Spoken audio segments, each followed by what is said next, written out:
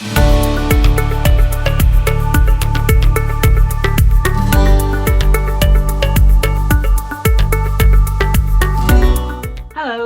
and welcome to this year-end Seatrade Cruise Talks. I hope you're well and looking forward to some time off during the upcoming holidays. In a year when the cruise industry has resumed operations in most parts of the globe, we have delved into the Seatrade Cruise news analytics, and I'm excited to bring you now the top most read stories of 2021. Back in January, Cruise Saudi came to everyone's attention.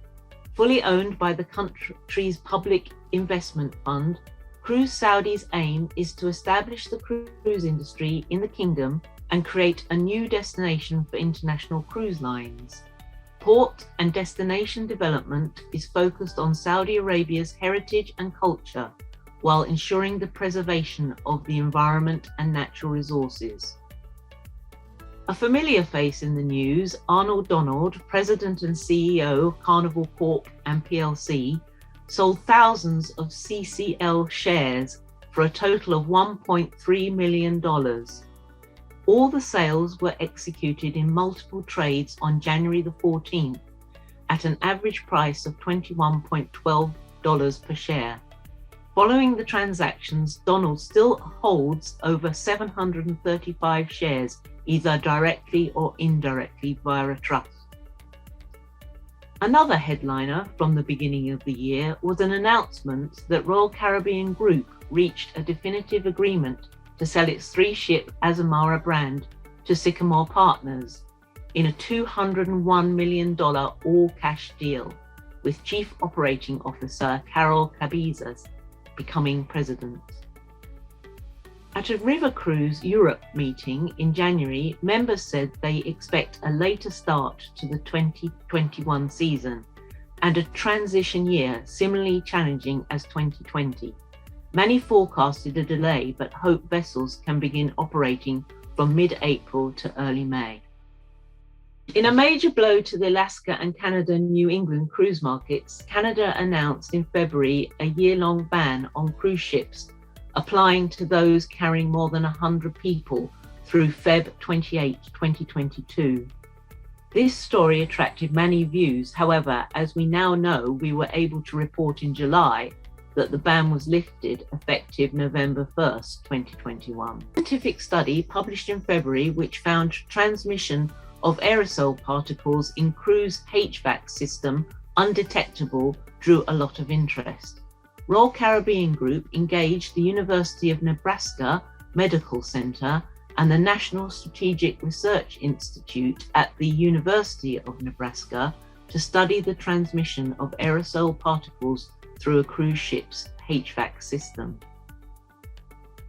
A story at the beginning of April highlighted that the Centers for Disease Control and Prevention, the CDC, will soon be issuing new guidelines for cruising's restart. Miami-Dade Mayor Daniela Levine Carver said after an April 1st call with CDC officials, "I was impressed by the director's knowledge of the industry and her empathy to the economic hardships that the loss of this business has caused," she noted. TUI Cruises CEO Vibeke Maier shared her brand's successful return to operations during the pandemic. TUI carried more than 84,000 passengers since resuming last summer, with just 4 COVID-19 cases that were handled without disruption, Maier said in April. Protocols have proven effective, operations have gone smoothly, demand is strong, and net promoter scores have been higher during the pandemic, she disclosed. Staying in April, MSC Cruises CEO Gianni Onorato said the cruise line was ready to welcome non-Schengen passengers on Med sailings. MSC Cruises is absolutely planning on soon welcoming international passengers on board MSC Grandiosa and MSC Seaside for a series of Mediterranean sailings, he told Seatrade Cruise News. To date, the sailings have been offered to Schengen-based passengers only. In April, we heard that Carnival, Royal and Celebrity ships All were on their way to aid St. Vincent in the volcanic eruption threat. 4 ships from the three cruise lines rushed to St. Vincent to help evacuate residents under threat from the imminent eruption of the Soufriere volcano.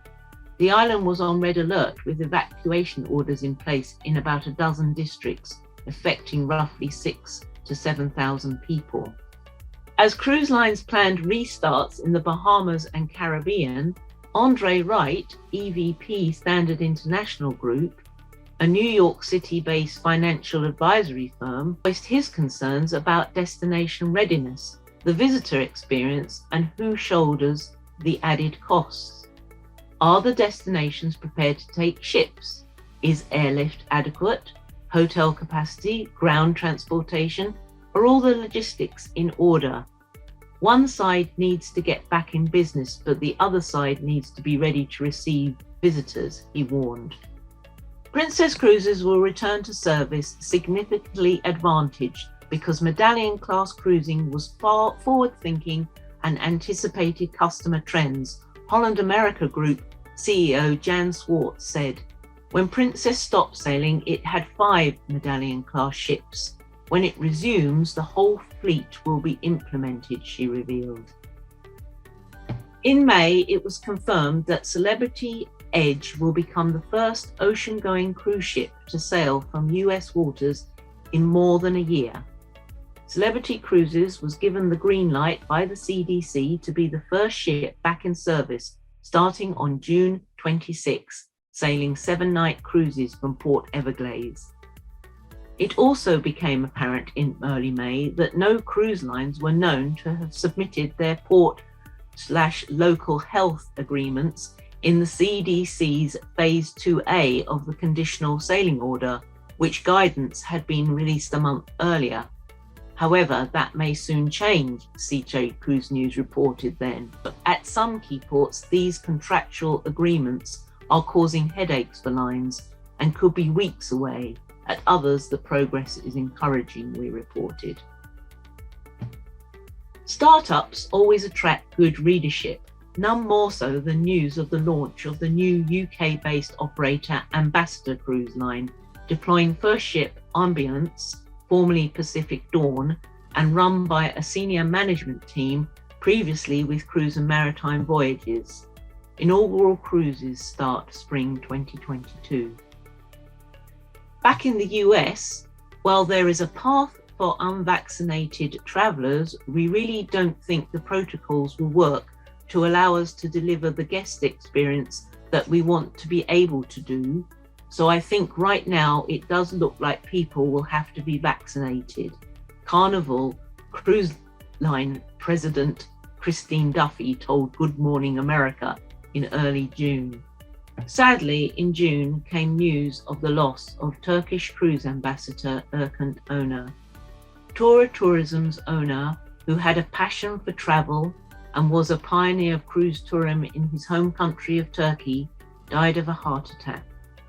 Condolences and tributes flooded in from business partners, contacts and friends from around the globe, underscoring the reach and influence he had during an active career spanning over 50 years.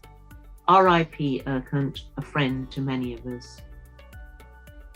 At a belated Seatrade Cruise Global in Miami in September, cruise leaders didn't dwell on pandemic negatives at the big opening State of the Global Industry keynote, but looked forward, noting that health protocols are working, guest satisfaction is high, and occupancy is climbing. A headline that has run throughout 2021 and is still unresolved is Australia's cruise ban. Joel Katz, Managing Director of Clear Australasia and Asia, explained the journey so far at Seatrade Cruise Global 2.0. We are saying to the Australian government we need to have this discussion about a pathway forward. Our health activities are very risk averse, and give them credit. That is why Australia and New Zealand are in such a good position from a COVID perspective. But at the same time, Katz said, that has made them very nervous about anything that potentially opens an avenue of the virus to get through the border.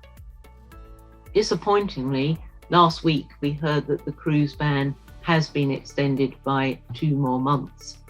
Everyone at Seatrade Cruise wishes Joel and all those lobbying to get cruise ships back in Australasian waters bon courage over the coming months. Finally, as we headed into the countdown for the close of 2021, we reported Jason Liberty is to succeed Richard Fain as Royal Caribbean CEO. Fain, whose innovations during more than 33 years as CEO of the Royal Caribbean Group helped shape the modern cruise industry, and he has decided to step down as CEO on January the 3rd. CFO Jason Liberty, 46 years old, will succeed him and join the board, which Fain will continue to chair. We also hear that Fain will keep a key eye on Royal's shipbuilding programme, so I'm sure we will continue to feature him in the headlines in 2022 and beyond. And that's a wrap. Thank you to everyone who made the news and to the Seatrade Cruise News editorial team that delivered it to your desktop screens and mobile devices. All that remains is for me to say a big thank you to our readers for following us. We do it for you. Thank you, and don't forget to follow Seatrade Cruise in 2022 for more news as it happens. Bye for now.